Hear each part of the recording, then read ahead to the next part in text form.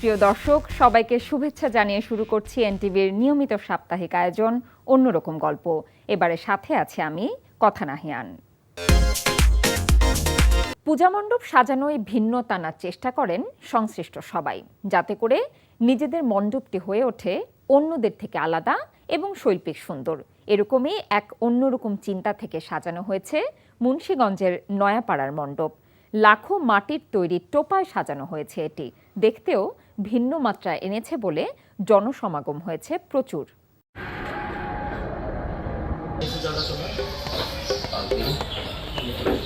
সনাতন ধর্মাবলম্বীদের শারদীয় দুর্গা উৎসবে বইতে থাকে খুশির বাতায়ন।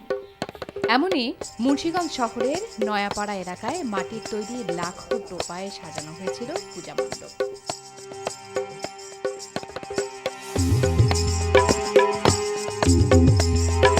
মূলত স্বর্ণ ও রূপা গলাতে ব্যবহার হয়ে থাকে মাটির তৈরি টোপা। শহরের নয়াপাড়া এলাকার ডাক্তার দীনেশ মণ্ডলের বাড়ির আঙিনায় মাটির টোপার সাজানো হয়েছিল এই পূজা মণ্ডপ, যা আনন্দিত করে তুলেছিল নারী, পুরুষ, শিশু, আবাল বৃদ্ধ বনিতাকে। নয়াপাড়া পঞ্চায়েত পূজা কমিটি ওই বাড়ির আঙিনায় শারদ উৎসবে এমন আয়োজন করে আসছে প্রতি বছর। পূজা মণ্ডপের আঙিনায় বসবাসরত স্বেচ্ছাশ্রমের কারিগররা জানান, পূজা মণ্ডপ সাজানোর প্রধান কারিগর হচ্ছেন কাজল দাস। আমাদের 35 দিনের মতো সময় লাগছে। 40 জনের মতো 40-45 জনের ওপর লোক আছে এখানে। সব আমরা কেউ প্রফেশনাল কোনো শিল্পী নাই, সবাই কেউ এক একজন নানান পেশায় ব্যস্ত। কেউ চাকরিজীবী, কেউ কর্মজীবী, কেউ শ্রমিক আছে, এরকম নানা পেশায় সবাই জড়িত আর কি। এই জায়গাতে আমরা প্রতিনিয়ত প্রতিটা মন্দিরে ঘুরে ঘুরে দেখি, তো এই জায়গাতে একটা ভিন্নতা সৌন্দর্য আছে, এই জন্য আমরা দেখতে আসি। এছাড়া স্বেচ্ছাসেবী লাকনাথ, শুভ্র দাস, সূত্রধর, সুমন দাস, মোনাচন্দ্র, তন্ময়শীল, সৌরভ দাস, দুর্জয়শীল আর সাধন দাসরাও যুক্ত ছিলেন এর সাথে। তাদের মতো প্রায় 40 জন তরুণের ঐকান্তিক প্রচেষ্টায় পূজা মণ্ডপটি পেয়েছিল নজর কাড়া সৌন্দর্য। এতে ব্যবহার করা হয়েছে 1,20,000 মাটির টোপা। মানে দুই দিনের এক সময় করে, মানে কোন জিনিসটা করলে ফুটবো, মানে সবাই থেকে আমার জিনিসটা উন্নত থাকবো, এই জন্য এরা এই কাজটি রাত্রে দিন মানে না, সবসময় কাজ চালাই। এই যে এইগুলা মানে দেখার জন্যই আর কি আমরা গজারে থেকে আসছি, তাই জন্য আর কি এনে আমরা তো এত সৌন্দর্য তাহলে আমরা দেখে আসি আগে। নয়াপাড়া পঞ্চায়েত পূজা কমিটির সভাপতি রনি দাশগুপ্ত বলেন, প্রতি বছরই পঞ্চায়েত কমিটির তরুণদের মাথায় বিভিন্ন ধরনের চিন্তা ভাবনা আসে। মণ্ডপ সাজাতে তাদের সেই ভাবনার অংশ হিসেবে এবার মাটির তৈরি টোপা ব্যবহার করা হয়েছে। গেল বছর মণ্ডপ সাজানো হয়েছিল কাঁচা বাদামের খোসা দিয়ে। আমাদের এই নয়াপাড়া পূজা কমিটি সবসময় চেষ্টা করে নতুন কিছু করার জন্য। আর আমাদের যে নতুন ইয়াং জেনারেশন, ওদের মাথার থেকেই এই অত্যাধুনিক বুদ্ধিগুলো বের হয়। ওরা কিন্তু কেউ প্রফেশনাল শিল্পী না, কেউ কর্মজীবী, সবাই কর্মজীবী। ঘুরে এবার লাখের উপরে আমাদের ব্যবহার হয়েছে।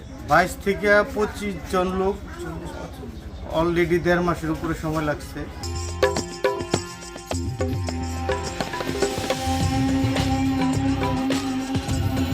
পঞ্চায়েত কমিটির স্বেচ্ছাসেবী তরুণরা বিভিন্ন স্বর্ণের দোকান থেকে সেই মাটির টোপা সংগ্রহ করে মণ্ডপ সাজাতে কাজে লাগিয়েছেন।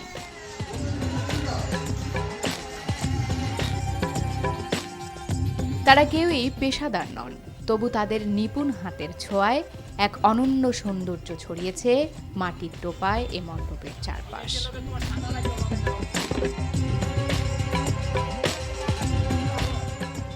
সনাতন ধর্মের সবাই যখন পূজা আয়োজনে ব্যস্ত, তখন মর্তলোকের যে স্থানে দেবীর প্রথম আগমন, সেই চণ্ডীতীর্থ মেধস অঞ্চলে নেই তেমন কোলাহল কিংবা উৎসবের তোড়জোড়। দূর পাহাড়ের গায়ে সেই চণ্ডীতীর্থ অনেকেই জানেন না, চেনেন না। দুর্গা ওই দুর্গ পারা ওই সারা ওই সর্বকারিণ্য ওই খত্তে ওই তথৈব কৃষ্ণ ওই ধূম্রা ওই সতসঙ্গ নমঃ। চট্টগ্রাম শহর থেকে প্রায় 30 কিলোমিটার পূর্বে বোয়ালখালী উপজেলা এলাকার শেষ প্রান্তেই সারি সারি পাহাড়ের একটির নাম করলডেঙ্গা। সেই পাহাড়ের চূড়ায় অবস্থিত মেদস আশ্রম, যেখানে প্রথম অনুষ্ঠিত হয়েছিল জগতের প্রথম দুর্গাপূজা। একাধিক ধর্মগ্রন্থে বিষয়টি উল্লেখ আছে বলে জানান এই ধর্মশিক্ষক।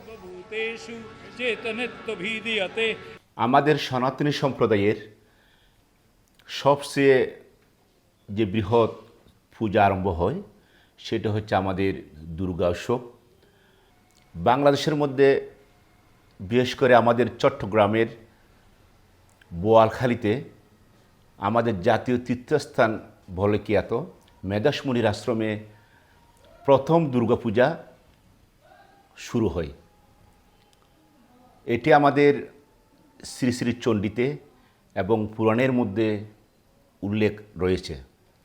দেবী প্রপন্নাট্য হরে প্রসীদ প্রসীদ মাতর জগৎ হে কিলস্ব। প্রচলিত আছে হাজার হাজার বছর আগে সুরত নামের রাজ্যহারা এক রাজা আর সর্বস্বহারা বণিক সমাধিপোষ্য নামের দুই ব্যক্তি বনে জঙ্গলে ঘুরতে ঘুরতে এই স্থানে এসে দেখা পান ম্যাদসমুনি নামে এক ধেনী পুরুষের। অভ্যাগতদের দুঃখের কাহিনী শুনে দুজনকে মহামায়ার পূজার আদেশ দেন ম্যাদসমুনি। একসময় পূজারীদের সামনে আবির্ভূত হন দেবী দুর্গা। মর্তলোকের প্রথম দুর্গাপূজার সেই চণ্ডীতীর্থ এখনও দুর্গম বলে জানান হিন্দু পুণ্যার্থীরা। পরিণাম প্রদায়িনী বিশ্বস্য পরত্তৌ শক্তে নারায়ণী নমস্তুতে সর্বমঙ্গল মঙ্গল্যে শিবে সর্বার্থ সাধ।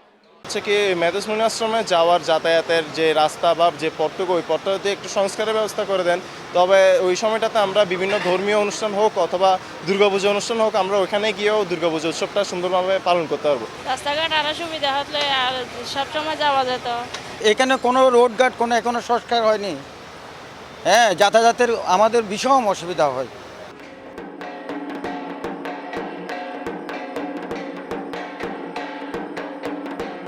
চণ্ডীতীর্থ একসময় কালের গর্ভে হারিয়ে গিয়েছিল। 1900 সালে স্বামী বেদানন্দ নামের এক ব্যক্তি ভারতের নর্মদা নদীর তীরে ধ্যানরত অবস্থায় যোগ বলে এই স্থানটির সন্ধান পান। পরবর্তীতে ত্রিপুরা রাজ ও স্থানীয় কিছু ধনাঢ্য ব্যক্তি সেখানে কিছু অবকাঠামো নির্মাণ করলেও যোগাযোগসহ নানা অসুবিধার কারণে চণ্ডীতীর্থ অবহেলিত বলে অভিযোগ হিন্দু নেতৃবৃন্দের। এই অবস্থায় এলাকাটির উন্নয়নে সরকার এগিয়ে আসছে বলে জানায় স্থানীয় প্রশাসন।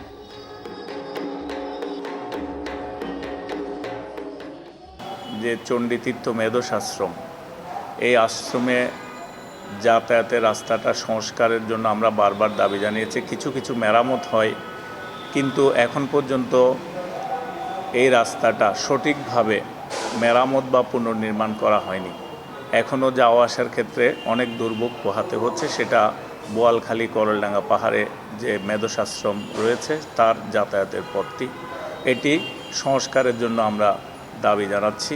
সুন্দর একটি রাস্তা হবে যাতে করে এখানে পুণ্যার্থী যারা রয়েছেন, দর্শনার্থী যারা রয়েছেন, তারা যাতে মেধসমুনির আশ্রমে আসতে পারেন এবং তাদের যাতায়াত যাতে নির্বিঘ্ন হয়।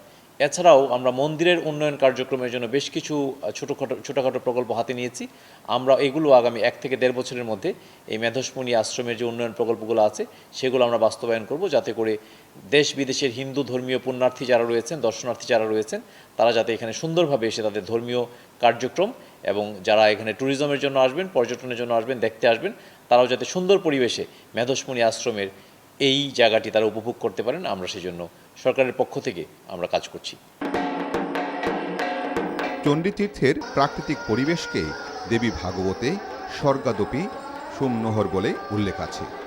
এখনও এলাকাটির পরিকল্পিত উন্নয়ন অনন্য সুন্দর একটি পর্যটন এলাকা হতে পারে বলে জানিয়েছেন এলাকাবাসী।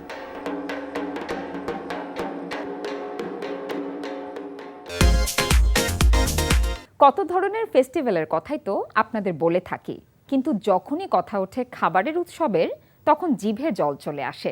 আর তা যদি হয় ভিন্ন ধরনের মজাদার সব খাবারের, তাহলে তো কথাই নেই। মচমচে ঘিয়ে ভাজা গরম কুরকুরে স্বাদের জিলাপি, রাজকচুরি কিংবা কুলফি, সঙ্গীতের মূর্ছনায় সুরে সুরে আর নৃত্যের তালে তালে এভাবে রাজস্থানের একটি হোটেলে অনুষ্ঠিত হলো ভারতীয় খাবারের উৎসব।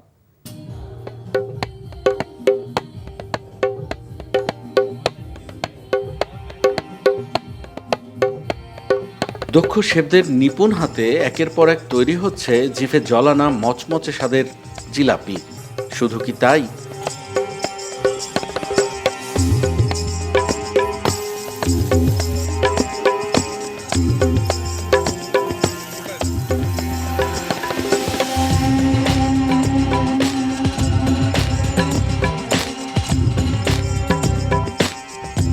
থরে থরে সাজানো দিল্লির স্পেশাল রাজকচুরি, গরম গরম সিঙ্গারা, কুলফি কিংবা স্বাদে সেরা মজাদার মুম্বাইয়ের পাওভাজির মতো জনপ্রিয় স্ট্রিট ফুড বা রাস্তার খাবার।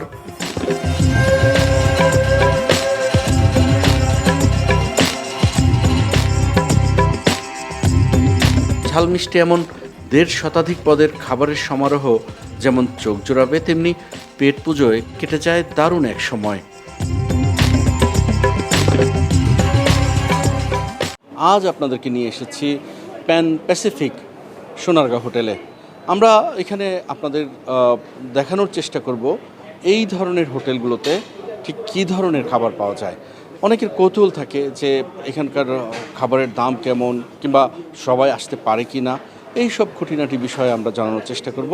তবে আরেকটা মজার বিষয় আছে, যখন আপনাদের এখানে নিয়ে এসেছি তখন এখানে শুরু হয়েছে ভারতীয় খাদ্য উৎসব, মানে ইন্ডিয়ান ফুড ফেস্টিভ্যাল।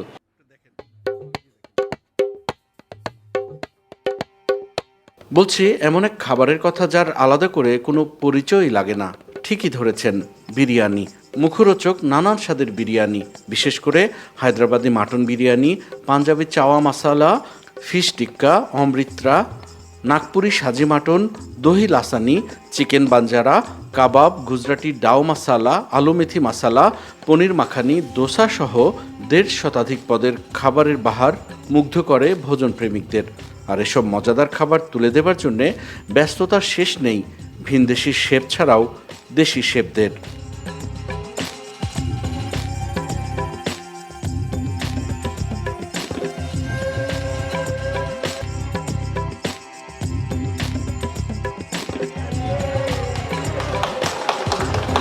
উৎসব শুরুর আগে মিট দ্য প্রেস অনুষ্ঠানে গণমাধ্যম কর্মীদের আয়োজনের উদ্দেশ্য তুলে ধরেন আয়োজকরা।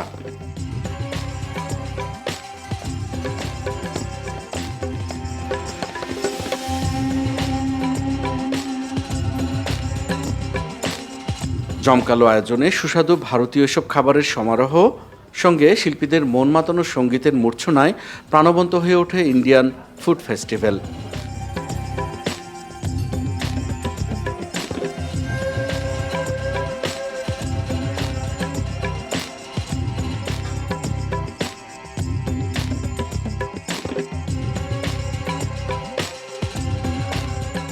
দেশের দক্ষিণ ভারতীয় খাবার যেমন সমাদৃত এবং জনপ্রিয়, তেমনি এর রন্ধনশৈলীও পৌঁছে গেছে অনেকের হেঁসেলে। প্যান প্যাসিফিক সোনারগাঁ হোটেলে আয়োজন করা ইন্ডিয়ান ফুড ফেস্টিভ্যালে যোগ দেয়া ভোজনপ্রেমীদের কণ্ঠে তাই ঝরেছিল খাবারে উচ্ছ্বসিত প্রশংসা।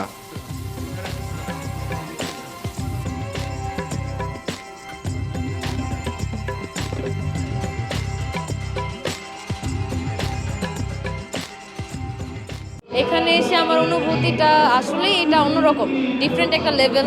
লাইক ইন্ডিয়ান খাবার অনেক জায়গায় খেয়েছি, বাট এটা সামথিং ডিফারেন্ট। আর এখানে এসে মনে হচ্ছে যে এক খণ্ড ভারতের মধ্যেই আমি আছি। নানান রকম Indian food, like street food থেকে শুরু করে এভরিথিং এখানে। So amazing. এখানে যে খাবারের পরিবেশন এবং সব কিছু মিলিয়ে একটা মানে এনভায়রনমেন্টটা খুব ভালো লেগেছে। খাবারগুলি খুব অসাধারণ, হ্যাঁ খুব ভালো। খাবারের মধ্যে আসলে মিষ্টি খাবারগুলো আমি পছন্দ করি বেশি, সেগুলো আমার খুব ভালো লেগেছে। আর এখানে আসতে পেরে খুব ধন্য হয়েছি, ভালো লেগেছে।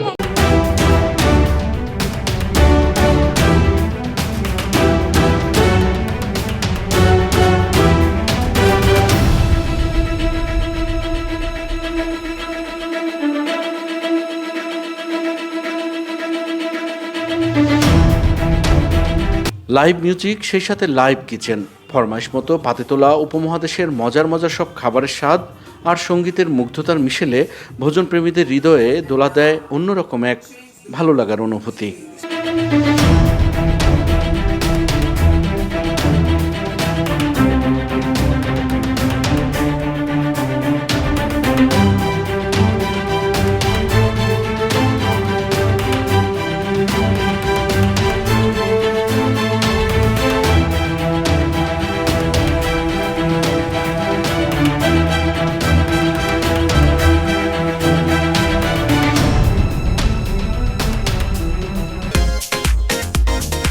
বাংলাদেশের জাতীয় খেলা হাডুডু। দেশের ঐতিহ্যবাহী গ্রামীণ খেলার মধ্যে এটি অন্যতম। এই খেলা গ্রামাঞ্চলে অধিকতর জনপ্রিয় হওয়ায় একে গ্রাম বাংলার খেলাও বলা হয়।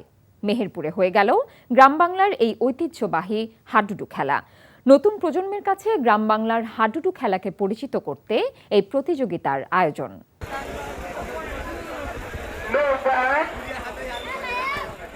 মেহেরপুরে জাঁকজমক আয়োজনের মধ্য দিয়ে অনুষ্ঠিত হয়ে গেল গ্রাম বাংলার ঐতিহ্যবাহী হাডুডু খেলা। আর এই খেলা দেখতে আশপাশে কয়েকটি গ্রামের মানুষ ভিড় করে মাঠ প্রাঙ্গণে। করোনা পরিস্থিতির উন্নতি হওয়ায় মানুষের মাঝে অনেকটাই স্বস্তি ফিরেছে। টানা 2 বছর গ্রাম বাংলার মানুষেরাও বঞ্চিত হয়েছে বিনোদনের জায়গা থেকে।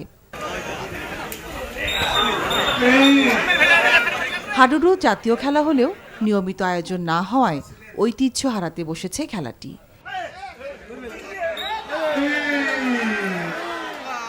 গ্রামগঞ্জে অতি জনপ্রিয় খেলাটির আসর এখন আর নিয়মিত হয় না। 2-1 জায়গায় আয়োজন হলে ঢল নামে মানুষের। এমনই এক আয়োজন হয়েছিল মেহেরপুর সদর উপজেলার শোভিতপুর গ্রামে। হাজার হাজার মানুষের সমাগমে শেষ হলো জনপ্রিয় হাডুডু ফাইনাল খেলা। তবে জাতীয় এই খেলাটি ধরে রাখতে সরকারিভাবে আয়োজনের দাবি খেলোয়াড় সহ সংশ্লিষ্টদের। চারদিকে হাজার হাজার মানুষের সমাগম, আর মাঝখানে নিজেদের শারীরিক কসরত দেখাচ্ছেন দেশের ঐতিহ্যবাহী হাডুডু খেলার খেলোয়াড়রা। মুহুর্মুহু তালিতে দর্শকরা উৎসাহ দিচ্ছেন খেলোয়াড়দের। গ্রাম বাংলার একসময়ের জনপ্রিয় জাতীয় খেলা হাডুডুর যে কদর কমে যায়নি, মেহেরপুরের শোভিতপুর গ্রামের খানপাড়ার মাঠে মানুষের সেই ঢলই তা প্রমাণ দিয়েছে। মেহেরপুরের শোভিতপুর সূর্যসেনা ক্লাবের আয়োজনে মরহুম জারসিন খান স্মৃতি স্মরণে গ্রাম বাংলার ঐতিহ্যবাহী হাডুডু খেলার আয়োজন করা হয়। দেশের বিভিন্ন জেলার 16টি দল অংশগ্রহণ করেছে বলে জানান আয়োজকরা। আমার বাড়ি গোপালপুর। আমি এখান থেকে খেলাটা ছোটো থেকে আমি ভালোবাসি, দেখতে এসে দূর দূরান্ত থেকে, যেখানে হয় সেখানে আমরা যাই খেলা দেখতে। সেখান থেকে এসে খেলা দেখছি, খেলাটা আমার খুব ভালো। এই নাগাদ সাঁজ খেলা দেখে তারপর আমরা বাড়ি ফিরি। খেলাটা আমার জন্য খুব ভালো, পছন্দজনক। আমি ছোট থেকে খেলা খেলেছি, যে কোনো খেলার সাথে মানে আমি গ্রামে জড়িত ছিলাম। তো আমার খুব ভালো লাগে, খুব পছন্দ। আমার ছোটবেলাকার স্মৃতি মানে মনে পড়েছে, বা এতে আমি খুব আনন্দ পেয়েছি। বুঝলেন, শুরু থেকে শেষ পর্যন্ত খেলা খুব ভালো লেগেছে। অনেক হাজার হাজার লোক, কোনো গ্যামজাম হয়নি, খুব নিরাপত্তাভাবে খেলা আমরা দেখে খুব শান্তি পেয়েছি। তা আমরা এই খেলাটাকে ছোটোই থেকে ধরে রেখেছি। এদেশ ওদেশ সব জেলাতে খেলা হইলে আমরা খেলা খেলতে যাই, এমন আমরা খেলি। এই খেলাকে আমরা খুবই ভালোবাসি। মাঠে সবচাইতে বেশি লক্ষ্য করা গেছে বয়স্ক দর্শক। তারা জানান, ছোটবেলায় গ্রামগঞ্জে হাডুডু খেলা নিয়মিত হতো, কিন্তু কালের আবর্তে এখন আর এই খেলার আয়োজন হয় না। অনেক দিন পর এই খেলা দেখে খুব উচ্ছ্বসিত তারা। এই খেলাটি বাংলাদেশের জাতীয় খেলা। আমরা সেই খেলাটা ধরে রাখার জন্য এই মহাজনপুর থেকে ছুটি এসে শোভিতপুর খানপাড়ায় এরা যে খেলাটা ছেড়েছে, এতে আমরা অনেক আনন্দিত। আর এই খেলা সারাদিন ব্যাপী আমরা খেলছি। এই খেলাতে আমরা ফার্স্ট সেকেন্ড দুইটাই জয়লাভ করাতে আমরা অনেক আনন্দিত। এই কমিটিকে আমরা অনেক ধন্যবাদ। আর এই খেলাটা যেন সবাই চর্চা করে, আর সব গ্রামে যেন এই খেলাটা চালু রাখে। আমরা সবাইকে বলছি এই খেলাটা সবাই ধরে রাখবেন। টুর্নামেন্টটা খুবই সুন্দর এবং অনেক দর্শক এই জায়গায়। কালের বিবর্তনের কারণে এই খেলাটা হয়তো কিছু দিন দিন হারিয়ে যাচ্ছে।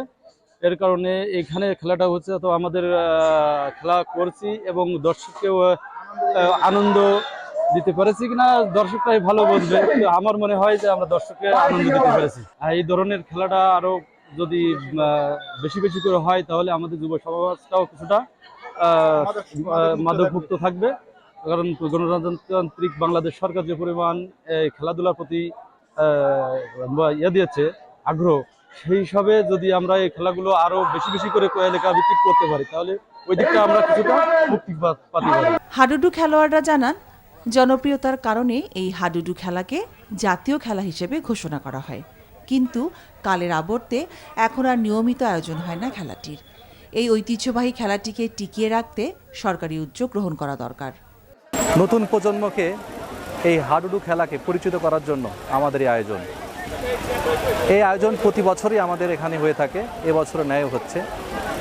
গ্রাম বাংলার হারিয়ে যাওয়া যে মুরব্বদের যে খেলাটা দেখে উপভোগ করতো তারা আবার সেই আগের যুগে এখন তারা ফিরে আসতে চায়। মাদকমুক্ত সমাজ গড়ার জন্য আমাদের এই প্রচেষ্টা এবং এই হাডুডু খেলাকে গ্রাম পর্যায়ে আরও বিস্তৃত করার জন্য আমাদের এই প্রচেষ্টা অব্যাহত থাকবে। এই খেলাটা বিলুপ্তির পথে, কিন্তু আমাদের জাতীয় খেলা হওয়ার কারণেও কিন্তু এটা খেলা হয়েছিল না।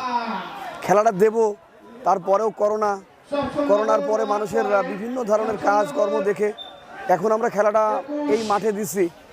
তো যারা দর্শক দেখতে পাচ্ছেন কানায় কানায় পরিপূর্ণ এই খেলাটা তারা এখানে শুনতে পেয়ে আসছে এবং তাদের মনের খোরাক তাদের বোঝা যাচ্ছে যে এই খেলাটা দেখে তারা প্রচণ্ড খুশি। এবং এই খেলাটাকে আমরা প্রতি বছর করি শহীদপুর খানপাড়া, এবং আমি বলছিলাম যে শুধু শহীদপুর খানপাড়াতে অব্যাহত রাখবো না, সারা বাংলাদেশে ছড়িয়ে দেব এই খেলাটা, সারা বাংলাদেশ করতে পারে। মাদক থেকে দূরে থাকতে নতুন প্রজন্মের কাছে বাংলার এই ঐতিহ্যবাহী হাডুডু খেলাকে টিকিয়ে রাখতে সবার প্রতি আহ্বান জানান আয়োজকরা। ভবিষ্যতে এই আয়োজন অব্যাহত রাখতে চান তারা। খেলা শেষে চ্যাম্পিয়ন দলের খেলোয়াড়দের মাঝে গরু এবং রানার আপ দলের মাঝে ছাগল বিতরণ করা হয়। চলে এলাম একেবারে শেষে। দেশ বিদেশের বিস্ময়কর ও মজার সব খবর নিয়ে দেখা হবে আবারও। কেমন লাগলো আমাদের আয়োজন বা কোনো পরামর্শ থাকলে জানাতে পারেন চিঠি লিখে। আমাদের কাছে চিঠি লেখার ঠিকানা প্রযোজক অন্যরকম গল্প, এনটিভি, বিএসএসি ভবন, 102, কাজী নজরুল ইসলাম এভিনিউ, কারওয়ান বাজার, ঢাকা 1215। দেখা হবে আবারও আগামী সপ্তাহে বুধবার সন্ধ্যা 6টা 45 মিনিটে। সে পর্যন্ত ভালো থাকুন, সুস্থ ও নিরাপদে থাকুন।